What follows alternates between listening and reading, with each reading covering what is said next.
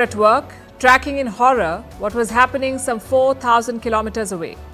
Israel had been attacked. With every passing hour, the death toll went up. Israel's legendary defense force stood exposed on that day. They took what seemed like forever to respond.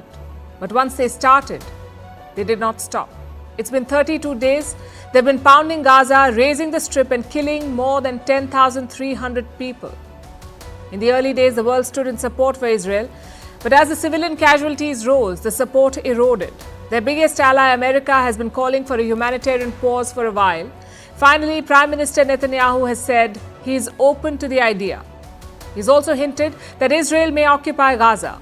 Meanwhile, Iran's president is said to be traveling to Saudi Arabia to discuss the war. We'll join the dots for you to see where things stand more than a month since this war began. In other news, Democrats apparently want Joe Biden to not run for president again. China is the world's biggest debt collector with over $1 trillion of loans.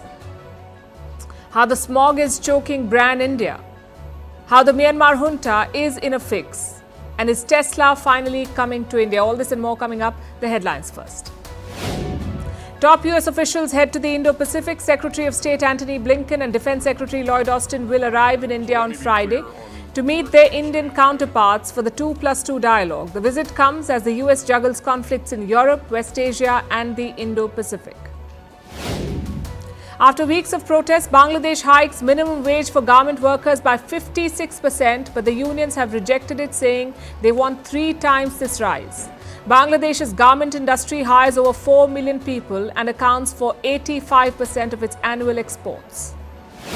India's Supreme Court bans firecrackers across the country. The ban comes right ahead of the festival of Diwali. But firecrackers are not the biggest reason behind the deteriorating air quality. The main causes are said to be stubble burning and industrial emissions. Co-working space company WeWork files for bankruptcy in the US. It was once the world's most valuable startup, but bad financial decisions and the pandemic led to the downfall of WeWork. And Switzerland's largest bank, UBS, posts its first quarterly loss since 2017. It reported a loss of $785 million in the third quarter. It was linked to the bank's takeover of its former rival, Credit Suisse.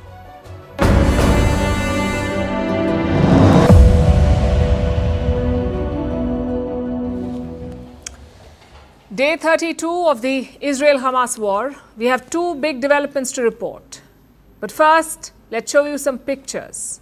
Israeli forces are still making advances. Today they captured a weapons depot. It belonged to Hamas. Israel blew it up. Take a look.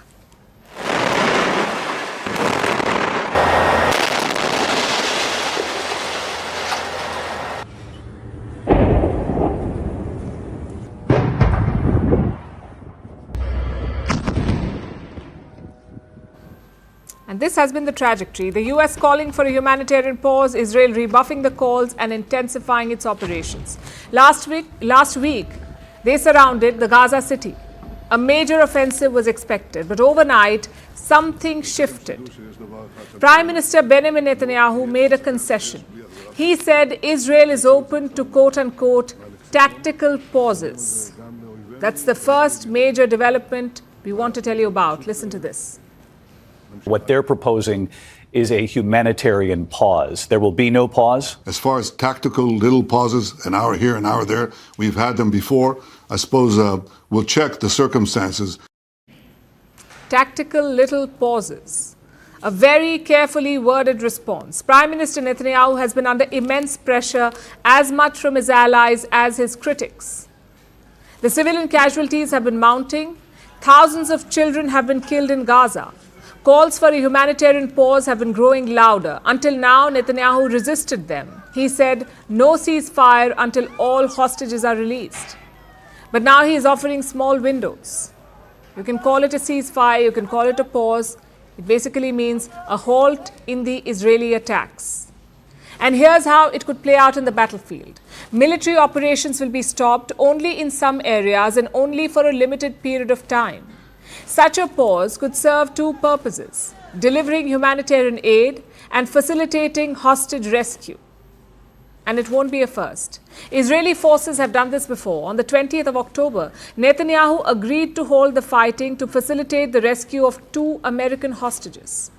Now, the US wants more such windows. And that's one of the key reasons why Blinken traveled all the way to Israel. He met Prime Minister Netanyahu on Friday, apparently asked for a pause and was denied. Blinken said Israel had asked some questions. Listen to this. Israel's raised important questions about how humanitarian pauses would work. We've got to answer those questions. We're working on exactly that. So it seems Netanyahu has got the answers he wanted, plus he's dealing with increasing international scrutiny. The European Union too is asking for pauses, and so is Russia. This is what they said today. The Israeli army's military operation continues. In this situation, it is very important for us that the humanitarian pauses are ensured. It is very important for us that the humanitarian needs of the civilian population of Gaza are met. It is important for us, of course, that Russian citizens are able to leave Gaza. The hostage situation, that's the big concern for everyone. Israel says there are 242 hostages, many of them foreign nationals from as many as 40 countries. So far, just 4 hostages have been released. Netanyahu says all of them must be freed for him to agree to a ceasefire, and even then, he's not promising a complete exit. Israeli forces could remain in Gaza for a long time. That's development number 2. Here's what the Israeli Prime Minister said. President Biden has said that it would be a mistake for Israel to occupy Gaza. Who should govern Gaza when this is over? Those who don't want to continue the way of Hamas, it certainly is not. I think Israel will, for an indefinite period, will have the overall security responsibility. And what does that entail? What kind of oversight does Netanyahu want? Will Israel reoccupy Gaza? Do they want to control the Strip? Netanyahu did not spell it out, but he has a template to refer to. In the year 1967, Israel fought with its neighbors, what's called the 6-Day War. Israel won, it occupied Gaza and ended up staying there till the year 2005. And during this time, 25 Jewish settlements came up in Gaza. These were small settlements, just about 9,000 people lived there, and this presence became a source of constant friction and tension. It contributed to 2 uprisings, the first and the second Intifada. The settlements were a burden on Israel's finances too. Maintenance costs were high, plus the security for 9,000 residents. It was expensive. So in the year 2005, Israel asked them to leave Gaza, and then it withdrew its soldiers. But Israel retained control over 3 areas: the airspace, the shared border, and the shoreline in the west. Israel still controls this. It also supplies water and power to the Gaza Strip. In fact, when this conflict began, Israel was quick to cut off this supply, water and power. And now it is hinting at occupation for an indefinite period. This conflict could change the region as we know it. Wars can shift alliances, they can put enemies in the same room or pit friends against each other. Just look at West Asia. 2 sown regional rivals are looking to cooperate. We're talking about Iran and Saudi Arabia. Reports say Iranian President Ibrahim Raisi will travel to Riyadh. It will be his first trip to Saudi Arabia. Also the first by an Iranian president in almost a decade. In Riyadh, Raisi will attend the OIC summit. The OIC is the Organization of Islamic Cooperation. It's a group of 57 Muslim countries. They're holding an emergency summit on Sunday, and Raisi plans to attend. Now, why is this important?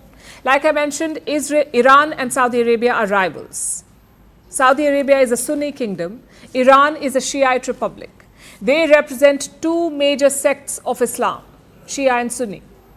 In 2016, they broke off diplomatic ties. The Saudi embassy in Tehran was attacked, so Riyadh said no more relations. But earlier this year, that changed. China brokered a deal between Saudi Arabia and Iran. Both sides agreed to normalize relations.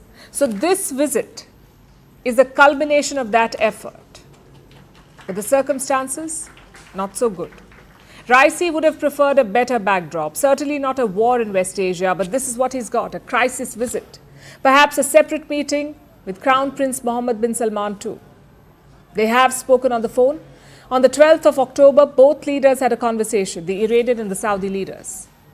It was the first one between them, and they agreed that the attacks on Palestinians must end. They also mentioned the Americans.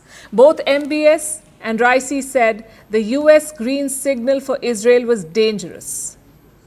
So common ground there. First for Palestine, second for criticizing the United States of America. But beyond that, what's in it for both sides? Well, Iran's strategy is quite clear. The Saudis were trying to strike a deal with Israel. Iran wanted to stop them. And from the looks of it, it's mission accomplished. Saudi Arabia has put the Israel deal on ice. Also, Tehran needs money. Sanctions have crippled the Iranian economy, so Saudi investments would help. In fact, Riyadh's finance minister confirmed this. He said investments into Iran could happen, quote unquote, very quickly. So it's win-win for Iran. What about Saudi Arabia? Their biggest concern is security, both national and regional. The Houthis in Yemen have tried to target Saudi assets, sometimes with success. And who supports the Houthis? Iran does. They're seen as Iranian proxies. So MBS will be hoping that Raisi can put a leash on them. Same with regional security. Iran's proxies can decide where this war goes, whether it's an escalation or not. And a wider war hurts the Crown Prince's plan because he has big dreams for the kingdom. He wants an oil-free economy based on new industries like tourism and technology. You can't have that in the middle of a war. We've already seen indications of that. Last month, Riyadh hosted a major investment forum. It's called Davos in the Desert. Many participants ended up cancelling.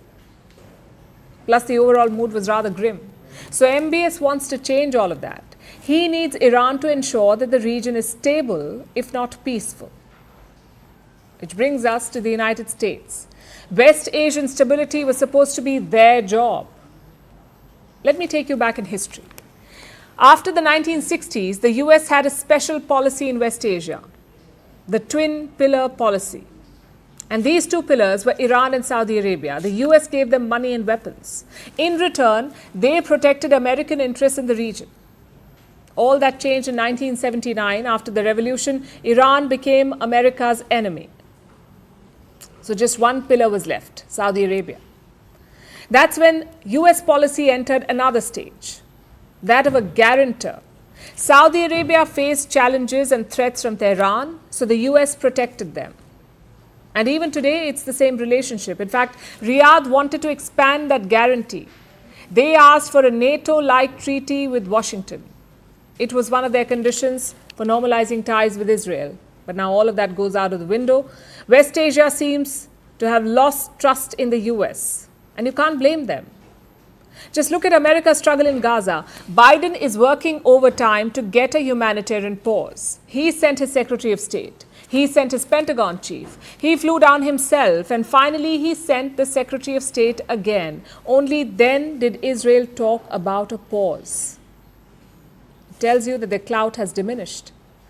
And West Asian countries realize this. They cannot depend on the US to guarantee their security or to contain wars and conflicts. They have to do that themselves. Recent decisions reflect that realization, like letting Syria back into the Arab League or Raisi visiting Riyadh. So the end of this war could force new West Asian equations. Yes, the US and Israel may come closer than before, but the US and the Arab world, well, that's a relationship in jeopardy. Vantage continues after a short break. Maharashtra में pollution नहीं इतना बहुत ज़्यादा है महाराष्ट्र, लेकिन अभी तो महाराष्ट्र में भी एयर क्वालिटी इंडेक्स बढ़ने लग गया है। हमारे उधर अच्छा है, इससे बेटर है। क्या आपको लगता है कौन जिम्मेदार है इस समस्या के लिए, इस परेशानी के लिए कौन जिम्मेदार है? सरकारों की जिम्मेदारी है या फिर ये लोग जिम्मेदार है? नहीं सर जी। हाँ, कौन जिम्मेदार? इसके लिए किसी एक को जिम्मेदार नहीं ठहरा सकते। इंडस्ट्री तो है ही, लेकिन हम आम लोग भी इसमें जिम्मेदार है। जैसे कि हम गाड़ियाँ ले रहे, गाड़ियाँ भगा रहे रोड के ऊपर, थोड़ा भी अगर चलना होगा तो हम गाड़ी लेके चलते हैं। इससे अच्छा है हम थोड़ा सा साइकिल का भी उपयोग करें, जैसे कि हम लोग अभी पिछले 4 साल से कर रहे हैं। कोरोना में जब फर्स्ट लॉकडाउन हुआ था उस टाइम पे हमने साइकिल चालू की थी, लेकिन कोरोना में जितने भी बीमारियां हो गई उसमें हम में से कोई 10-12 लोग गए, इसमें से कोई भी इतना बीमार नहीं हुआ उसके बाद। और तब से हमने जो साइकिल चालू की, अभी 4 साल से पिछले साइकिल चला रही है। पिछले साल हम बालाजी की राइड किए और इस साल 1,500 किलोमीटर चला के। नहीं, साइकिल आप चला रहे हैं सेहत के लिए, लेकिन उसी सेहत के लिए बहुत बड़ा खतरा है ये पोल्यूशन। आप जो एक्सपर्ट हैं वो तमाम लोग सलाह देते हैं कि बाहर ना निकलें। आप साइकिल तो बेशक सेहत के लिए चला रहे हैं, लेकिन जितना सेहत के बचाव के लिए।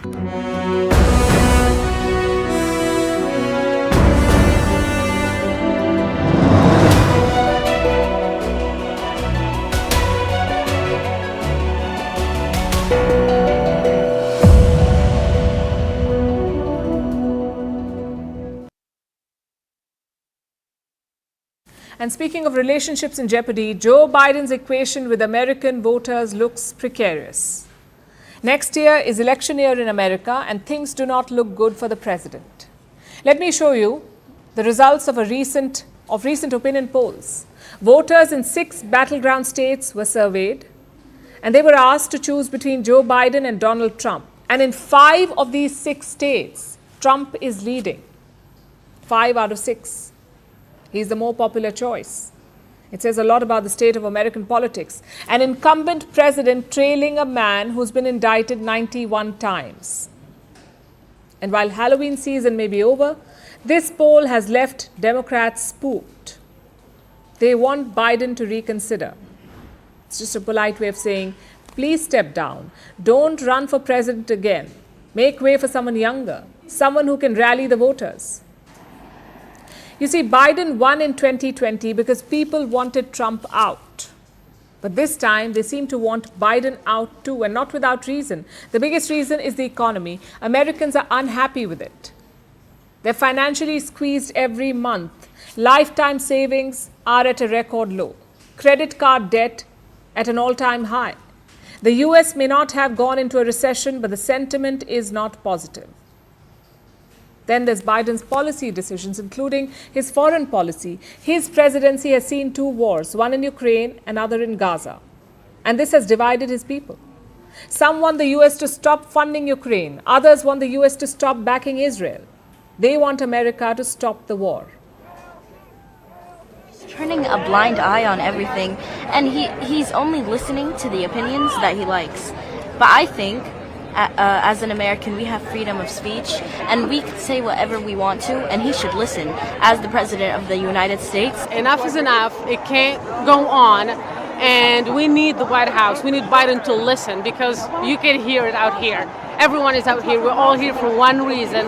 The killing of innocent people needs to end. Of course, Biden's team is in denial. The election is still 1 year away, and they say a lot could change in 1 year. They also say his resolve to run is firm, so he will contest the election. Doesn't change the fact that an increasing number of voters do not like him. That said, what option do they have?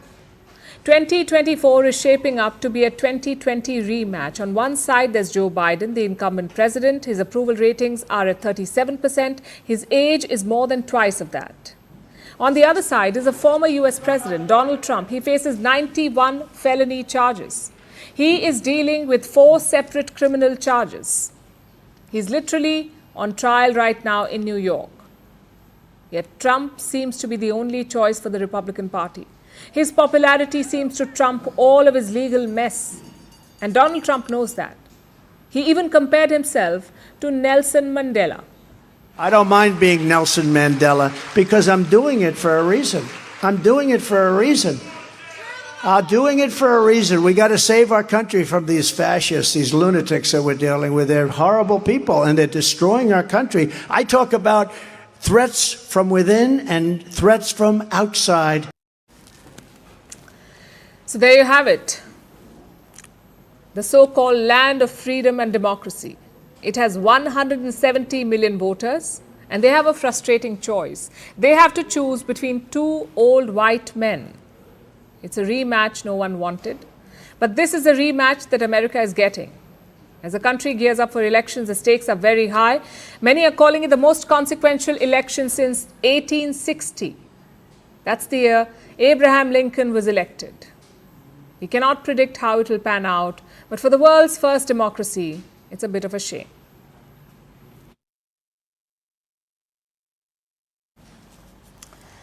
Our next story is about a number, more than $1 trillion.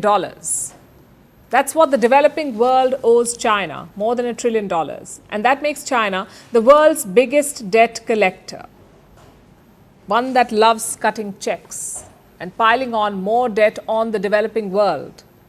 Now we know China is a loan shark, but even then, the latest data is revealing. It shows how big China's debt trap is. And once you get caught, it's hard to escape. So let's show you those numbers. What is China's loan portfolio like? Anywhere between $1 to $1.5 trillion. And what kind of loans are these?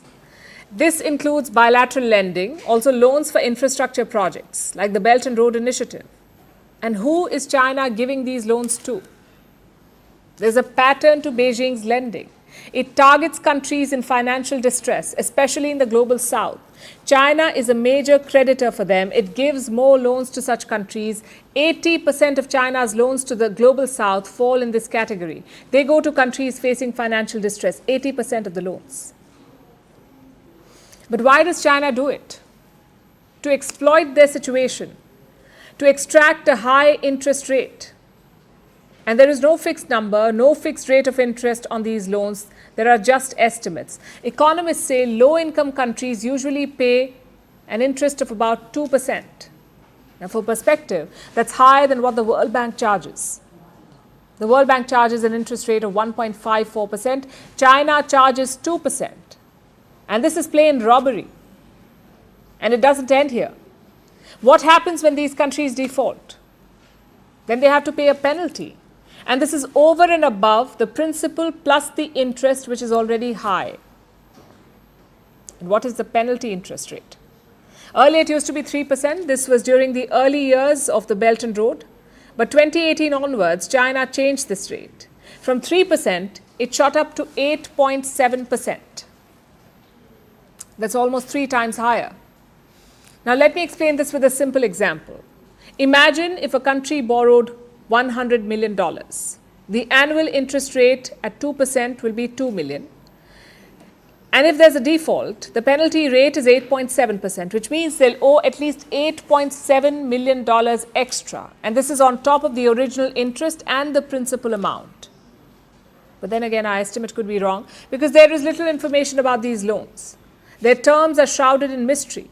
Like I said, this is just estimates. China usually keeps lending arrangements a secret. In many cases, loans are given at adjustable interest rates, meaning the interest rate changes as per market conditions.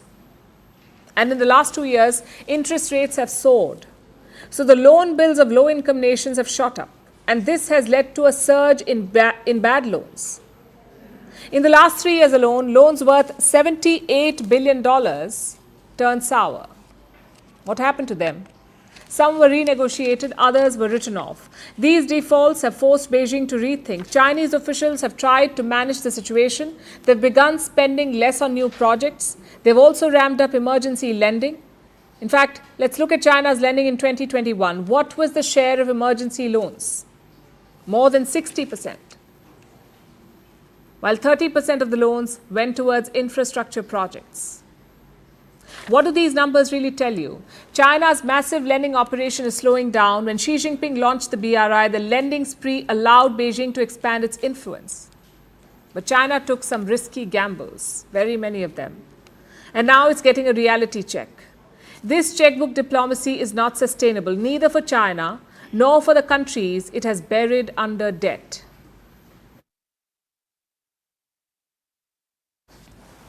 We spoke about India's pollution problem yesterday, especially the smog. We know how it affects the human body. Your lifespan gets cut. You develop breathing issues, sometimes even heart attacks. But tonight, we are not looking at the health impact. Tonight, we are looking at how smog could affect India's growth story, how it is affecting brand India. First, Let's establish the link. Take a look at this report from 2015. It talks about then US President Barack Obama's visit to India. The visit was in the month of January, so peak smog season in New Delhi. Now look at the headline. Mr. President, the world's worst air is taking 6 hours off your life. And that's not all. Obama's wife, Michelle Obama, skipped most public events. She stayed in her suite all day. Again, pollution was blamed. Do you see the problem now? Obama was the first US president to attend India's Republic Day parade. It was a key moment in India-US relations. But what was the headline? The air quality. It's the same story with the Cricket World Cup. The tournament is India's chance to shine. Our team is doing really well. But look at the headlines. Choking smog shrouds Cricket World Cup. Bangladesh plays Sri Lanka amid very unhealthy pollution in New Delhi. Air pollution sparks alarm, dims World Cup cheer in India. And don't dismiss these as random headlines. Investors read them. Corporate leaders read them. And when they do, it impacts their thinking. Let me explain. Around 50% of India's GDP comes from outdoor sectors like construction or farming. Compare that ratio to Europe. There's only 25%. So if the air is bad, these workers will suffer, their productivity will drop. And the result? Some sort of impact on 50% of India's GDP. It's hard to say how much. One study mentioned losses up to $95 billion every year. That's around 2.5% of the GDP. The World Bank also published a paper. It said 4.5% of the GDP could be at risk by 2030. And that's not just because of air pollution, it's because of climate change at large. Either way, my point is quite simple. Air pollution affects the economy. It can also scare away investors. Just look at the situation in China. Many studies have linked China's air quality to investments. One of them was quite comprehensive. It looked at more than 2,000 firms in 230 Chinese cities. And what did they find? Higher pollution equals poor investments. There's a margin of 7 to 8%. Take any sector, it's the same story. Like tourism. One of the biggest attractions in India is the Taj Mahal. But look at it now. We showed you the pictures yesterday. It's shrouded in smog. Not to mention the health risks. Imagine falling sick on your holiday. It's guaranteed to ruin your whole plan. And going forward, this will be a major issue because India is increasingly in the global spotlight. Just think back to September. New Delhi hosted the G20 Leaders' Summit. What if this meeting was held this month or in December? The headlines would have been very different. And governments need to understand this. You can give all the tax breaks you want, all the subsidies and cheap labor. But that alone is not enough. You must live somewhere to work there. And right now, India's capital is borderline unlivable. The air quality index touched 500 last week. The ideal level? 0 to 50. We are at 500. Such readings have given the city a dark nickname, a gas chamber. That's what Delhi has become. So how do we solve this problem? Well, the first step is acknowledgement. Every government says pollution is the byproduct of development, sort of like a necessary evil. But data says the opposite. Pollution is choking our citizens. It is affecting economic output. It is driving away investors and it's dimming brand India. Our leaders must admit that first to tackle this problem.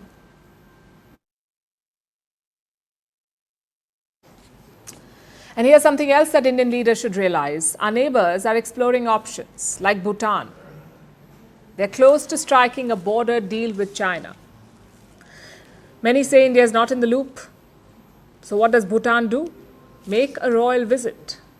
The king of Bhutan is currently in India. It's a long visit from November 3rd to 10th. He has 3 stops in India: Assam, New Delhi and Mumbai. We'll deal with the Delhi leg of this trip. The king was welcomed at the airport by India's foreign minister. Tells you how important the relationship is. He then held talks with Prime Minister Narendra Modi. They discussed a number of issues, also announced some projects. The most important being the railway lines. One route between Assam and Bhutan will be surveyed. Another route from West Bengal is in the pipeline. And this is key for Bhutan. Around 82% of their trade is with India, so connectivity is key. India also hinted at support for Bhutan's flagship economic zone, the one at Gelefu. It's located on the Bhutan-Assam border. The plan is to build an airport there. So to sum up, the Bhutanese king's visit is going well. Warm words, crucial announcements, and good optics. Yet there's a major irritant. I'm talking about Bhutan's border settlement with China. They held the 25th round of talks in Beijing. Both sides agreed to a quick resolution. And why is that an irritant? A, because strategically important land is at stake, like the Doklam Plateau. It's an area that borders India, China and Bhutan. It's a tri-junction. The fear is that Bhutan could swap parts of this plateau, Doklam Plateau, with China. And B, the political fallout. Bhutan's foreign policy is aligned with India. They do not have relations with any permanent member of the United Nations Security Council, and that is by choice. But that could change. China wants to set up an embassy in Bhutan. They want formal diplomatic relations. So the fear is India is losing its clout, that Bhutan is moving closer to China. The royal visit is supposed to downplay those fears. And the same thing happened in April this year. Bhutan's Prime Minister talked about settling the border with China. Days later, the king landed in New Delhi. His mission was damage control. But where does this leave India? In a spot of bother. New Delhi has considerable influence in Bhutan. Many would say total influence. Any change to that equation is a setback. As for China's strategy, it's not a surprise. They've done this with all Indian neighbors. Sri Lanka, Nepal, Bangladesh, the Maldives, all these countries have been courted by Beijing. So Bhutan is simply the next in line. Does that mean it's game over? Well, maybe not. If Bhutan wants an independent foreign policy, that's their choice. We're talking about a sovereign country here. They can do what they want. They should do what they want. But India still has major leverage. Like I said, 82% of Bhutan's trade is with India. 68% of their debt is owed to New Delhi. Plus, you have bilateral assistance. India contributed 4,500 crore rupees to Bhutan's current 5-year plan. And don't forget the cultural relations. So it's not game over yet. Bhutan is not Sri Lanka. Bhutan is not the Maldives. Their economy and society are closely linked to India. You cannot abandon that overnight. So instead of panicking, India needs to reevaluate. Why is Bhutan striking deals with China? What are the drawbacks in India's strategy? And how can they be rectified?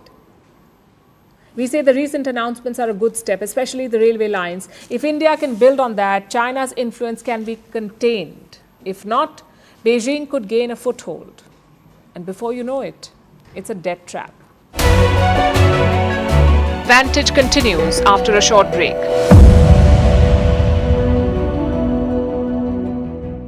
सेहत खराब हो रही है बाहर? नहीं वो तो है, लेकिन साइकिल चलाना हमारा रोज का ही मकसद है। अच्छा, आप लोग अलग अलग काम साइकिल चलाते हैं ना, तो साइकिल के वजह से हमको प्रदूषण का ज्यादा प्रभाव हम पर नहीं पड़ता है। अच्छा, क्योंकि हमारा ताकत बढ़ गया है। हाँ। साइकिल चलाने। बेशक साइकिल चलाना अच्छी बात है, लेकिन मेरा दरअसल सवाल ये है कि साइकिल तो आप अपने कहीं की सेहत के ध्यान में रखते हुए चला रहे हैं, लेकिन उसी सेहत पे कहें कि कितना बड़ा खतरा है ये प्रदूषण, उसके बारे में बताइए, उसके विषय में बताइए। अभी ये हुआ ही कि इसमें से ये जो प्रदूषण हो रहा है ना, इसमें से जो छोटे बच्चे उनके ऊपर ज़्यादा इसका इम्पैक्ट हो रहा है। जैसे कि आप देखें कि अभी दिल्ली में, हम महाराष्ट्र से दिल्ली आ गए, महाराष्ट्र में कम था। हम मानते हैं कि मुंबई पुणे में ज़्यादा हो सकता है, लेकिन जो हम एरिया में रहते हैं, विलेजेस में रहते हैं, वहाँ पे प्रदूषण कम है। और यहाँ पे आने के बाद हमें पता चला कि दिल्ली में इतना प्रदूषण होता है। फर्स्ट राजनीति भी हो रही है, जो बीजेपी और आम आदमी पार्टी सरकार हैं वो एक दूसरे पर आरोप प्रत्यारोप कर रही हैं और एक दूसरे को जिम्मेदार ठहरा रही हैं। आपको क्या लगता है, क्या ये सही है? राजनीति होनी चाहिए प्रदूषण की, कम से कम ऐसी समस्या जिससे कहें कि पॉलिटिशियंस भी प्रभावित हैं, उन लोगों के परिवार और वो लोग भी प्रभावित हो रहे हैं। आपको लगता है कि राजनीति ठीक है? नहीं, राजनीति इस मैटर में ठीक नहीं है, क्योंकि हम सब लोगों को एक साथ जुड़ के इससे सामना करना चाहिए। अगर हम एक दूसरे को कोसते रहेंगे और एक दूसरे के ऊपर ये जिम्मेदारियां डालते रहेंगे तो ये कभी ठीक नहीं होगा। अगर ये सरकार बोल रही है, अगर बीजेपी वाले आम आदमी को बोल रहे हैं और आम आदमी वाले बीजेपी को बोल रहे हैं ना, तो ये सोल्यूशन कभी नहीं निकलेगा। हम हर एक को एक साथ खड़े रह के हमें ये प्रॉब्लम सॉल्व करना। with pollution levels lingering in the severe category, Delhi is struggling for fresh air.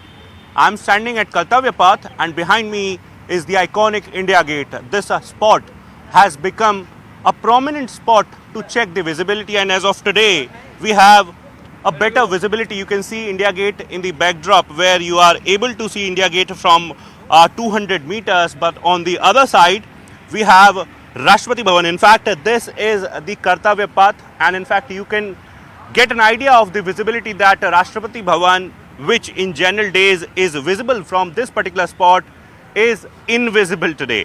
And in fact, when we talk about the conditions in the national capital, so we know that how the fourth level of graded response action plan has been invoked. Several sort of measures, several sort of steps have been taken by the state governments. In fact, schools have been shut and all other things. In fact, yesterday, Environment Minister of Delhi announced that how Delhi is going to implement odd and even scheme for the vehicles here. After that, a lot of deliberation is onto the fact that how there are several factors that are contributing to the pollution levels in the national capital. Once again, if I can show you the view, there you see people have come here for the morning walk, in fact for the cycling, but as of now, because of the pollution problem, in fact experts say that this condition is very dangerous, very harmful for not only those who have some sort of respiratory disease or respiratory problem, but also for those who are healthy people. As of now, everyone is looking forward to all these steps taken by the government, because people here in the national capital are waiting for some sort of relief, that they are looking forward to government that they will take some sort of step, and after that Delhi will get some sort of relief from this particular pollution problem. I'm joined by a group here at India Gate who has come a long way from Pune to Delhi. आप लोग मुझे बताइए, cycle से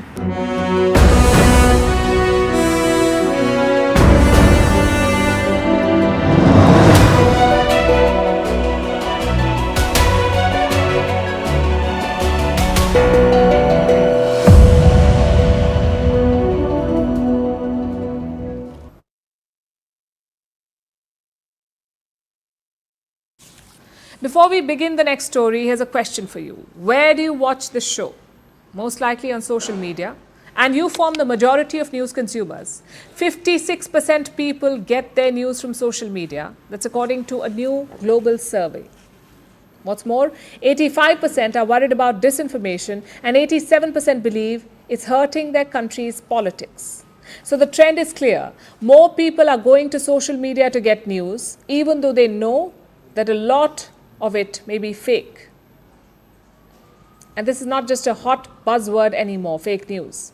It's the reality of our times. We're living in the era of endemic disinformation, and its impact is massive, from geopolitics to mental health. Here's a report. Last year, on the morning of July 8th, former US President Donald Trump took to Truth Social. That's a social media platform he co-founded. Trump claimed he had won the 2020 presidential vote in Wisconsin. This was a baseless claim. All evidence pointed to the contrary, but that didn't matter. The post went viral. It started with about 8,000 shares on Truth Social. Then it jumped from the app to other social media platforms like Facebook, Twitter, and YouTube. It swiftly became a hot topic for podcasts, radio, and TV shows. Within 48 hours of Trump's post, at least 1 million people had read or watched content about it. This untruth spread like wildfire. Not long ago, the fight against disinformation was focused on two platforms, Facebook and Twitter. Today, there are dozens of new platforms. While some have disinformation guidelines, many don't. Controlling fake news on social media is like trying to slay Hydra, the mythological multi-headed serpent. For every chopped head, the creature regrows two more. Similarly, for every regulated social media platform, there are several that run wild, all under the garb of promoting free speech. But no matter the source, disinformation is vast. According to a global survey by the UN, 85% of people are worried about the impact of online disinformation. 87% believe it has already harmed their country's politics. This has been accelerated by social media. It has become the main source of news. This is true for almost every country, from Austria to Algeria and India to America. According to a global survey, 56% of people get their news from social media, 44% from television, and 29% from online media websites. The numbers are overlapping, but social media is the clear winner. Because with social media, news is faster than ever before. It's concise and tailor-made. But how credible is it? More often than not, it isn't. Do users trust it? Many say they don't. According to the UN, only 50% of people trust the information that social media provides, as compared to 66% for TV, 63% for radio, and 57% for media websites.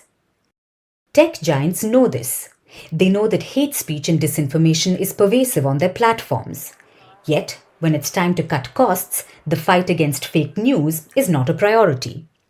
Reports say this year YouTube quietly cut its small team of policy experts. Same with Alphabet. According to reports, it left only one person in charge of misinformation policy worldwide. Last year, X cut half of its fact-checking team. And Meta, the owner of Facebook, Instagram, and WhatsApp, has also shifted its resources to Metaverse. This is a trend across the industry, and it threatens to undo social media safeguards. The result is in front of us. During the pandemic, misinformation was everywhere, and people trusted inaccurate conspiracy theories. In the first 3 months of 2020, the world over, about 6,000 people were hospitalized due to this, and at least 800 lost their lives. Disinformation is also out and about in times of war. We saw this with the war in Ukraine, and now it's amped up again during the war against Hamas, with misrepresented video footage and mistranslations. It all starts online, but results in real-world fear, anxiety, stigma, finger-pointing, and even violence. We already know this, yet where are the guardrails? A global governance framework is a far-fetched dream. National or regional laws are hardly robust. So, tech giants continue to function with bare minimum regulations. They maximize profits at the cost of reliable information while users pay the price.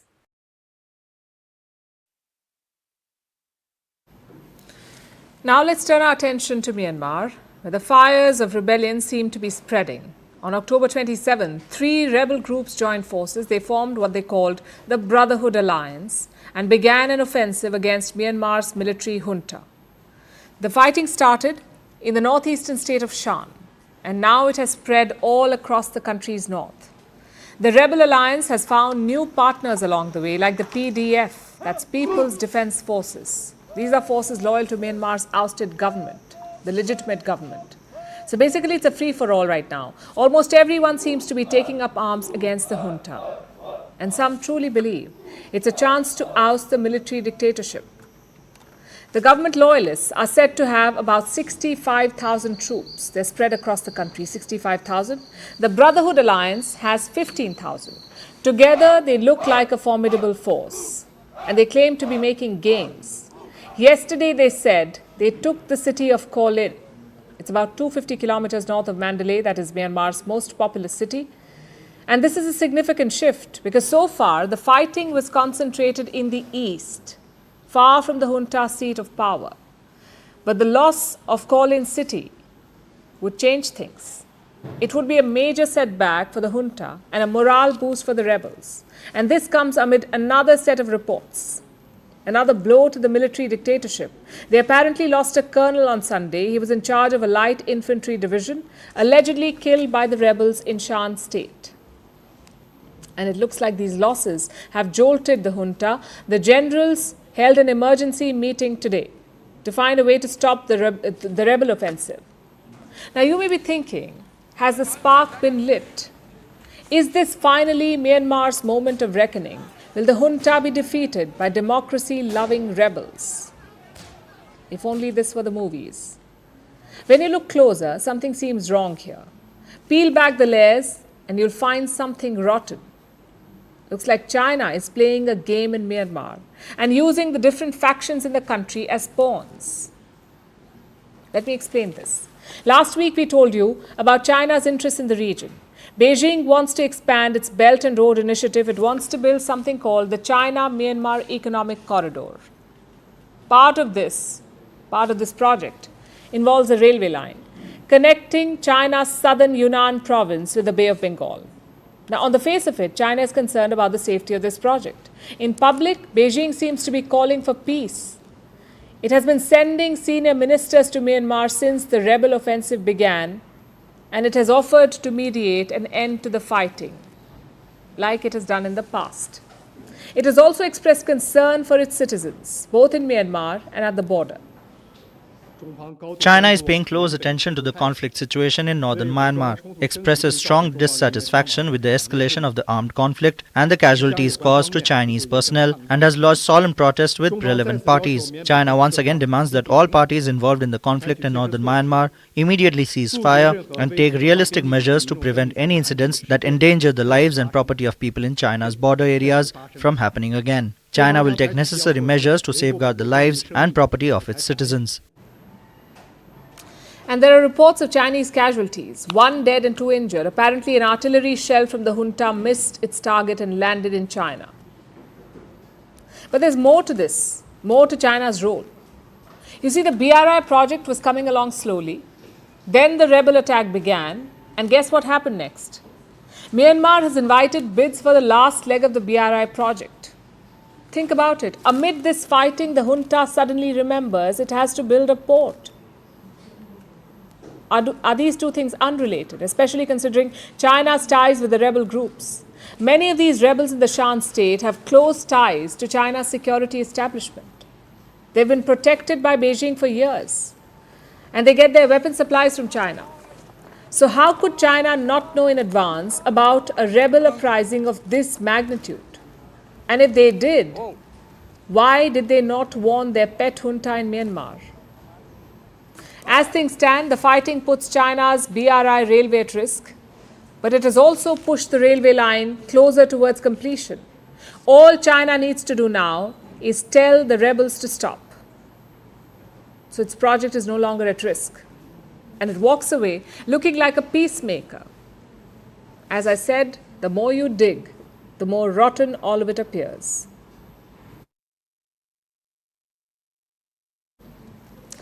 And now let's talk about Tesla, the electric vehicle behemoth chaired by billionaire Elon Musk. For years now, there have been rumors that Tesla may open a manufacturing facility in India. Dreams of a giga factory in Gujarat or made in Maharashtra Model 3s. But despite the enthusiasm, the Tesla plants have failed to spring up in India, allegedly because of Tesla's desire for special treatment. Reports say it wanted incentives. And that's just a polite way of saying it did not want to pay its fair share of taxes. But now there's talk of a compromise and of approvals being streamlined. They're supposed to get cleared by next January, around India's Republic Day, where US President Joe Biden is expected to be the chief guest. Here's our report. India and Tesla, a dream that refuses to get together. It seems that both parties want to. India has been encouraging green technology for years, and electric vehicles are a logical next step. And as for Tesla, this was CEO Elon Musk from earlier this year. He really cares about India because he's pushing us to make significant investments in India, which it is something that we intend to do, and we're just trying to figure out the right timing. I'm tentatively planning to visit India again next year. The he Musk is talking about is Indian Prime Minister Narendra Modi. The two of them met in June when the Indian Prime Minister had gone to the US on a state visit. They had discussed bringing Tesla to India, and it had set expectations sky high at the time. But a lot of that enthusiasm has since fizzled out because of reports like this. Tesla apparently wanted special incentives to set up a base in India. That's usually taken to mean tax cuts, but India apparently didn't want to give the EV maker special treatment. After all, India has a robust vehicle market. It offers tremendous growth prospects for any new entrant. So why added incentives? And tax breaks may end up unfairly hurting local companies. The Indian government reportedly suggested customer subsidies instead, a way for customers to benefit from low prices without compromising on any tax revenue. A win-win. But apparently, Tesla wanted more. It's not just tax incentives for setting up its plants. Tesla reportedly wanted a few other things that seemed out of reach. One was the classification of its vehicles. Teslas are expensive. The cheapest will be close to 2 million rupees or 20 lakh as it's called in India. Teslas will count as luxury vehicles at that price, and so they'll be subjected to luxury vehicle taxes. This is despite the fact that Teslas are electric vehicles, which means they're supposed to be better for the environment. So Tesla wanted that recognized. It didn't want its cars falling in the luxury vehicle bracket. That was one demand that seemed unfeasible. Another was Tesla's desire to work with Chinese firms. The EV maker has plants all over the world, including a major plant in Shanghai. It works with Chinese companies who supply parts. Tesla wanted these companies to come to India with it, which of course is a problem. India and China don't share good ties, not since China tried to invade India in 2020. So Chinese firms based in India would have been a tall order. India has reportedly provided a solution for this though. Chinese firms can go the partnership route, tie up with an existing Indian company. These are some of the problems that have delayed Tesla's entry into India. But all that might be water under the bridge soon. A deadline has been set for next January, which may see a big announcement made on India's Republic Day. Every January 26th, India's Prime Minister invites a foreign leader to be a part of India's Republic Day celebrations. For 2024, India has asked US President Joe Biden to be the chief guest. The timing would be perfect. Imagine a Make in India Tesla announcement on India's Republic Day. It's quite the way to mark the occasion. Of course, for now, all this is speculation. Before that can happen, approvals need to be in place. Tesla needs to accept that it won't get any undue advantage. It needs to embrace the spirit of partnership, which is a two-way street. Will that happen in time for India's Republic Day? We'll find out in a few months. And now it's time for Vantage Shots, images that tell the story. The European Space Agency has released pictures taken by its new telescope. It shows countless shimmering galaxies located millions of light years away.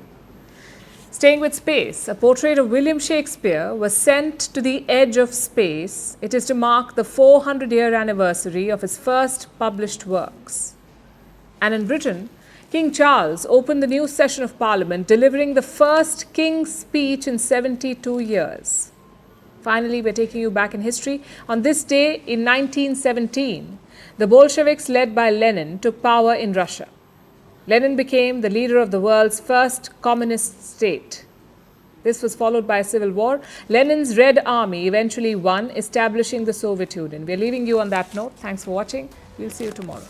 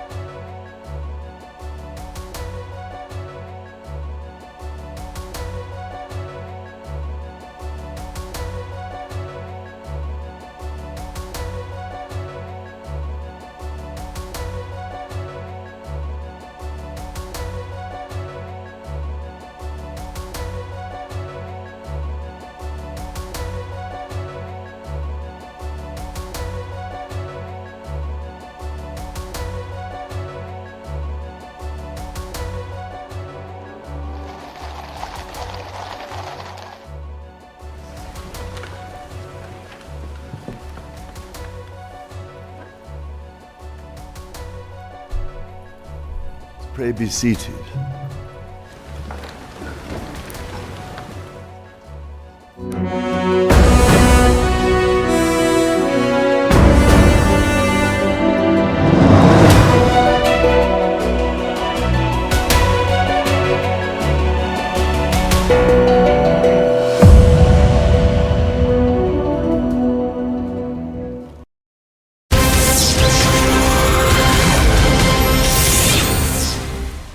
warm welcome. You're watching CNN News 18. I'm Akanksha Swaroop. The air quality in Delhi is deteriorating by the day, and today Delhi and its neighbouring states responded to the Supreme Court's inquiry about the pollution crisis.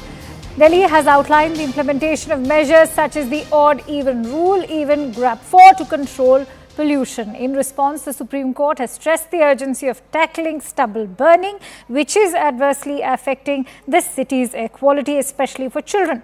The court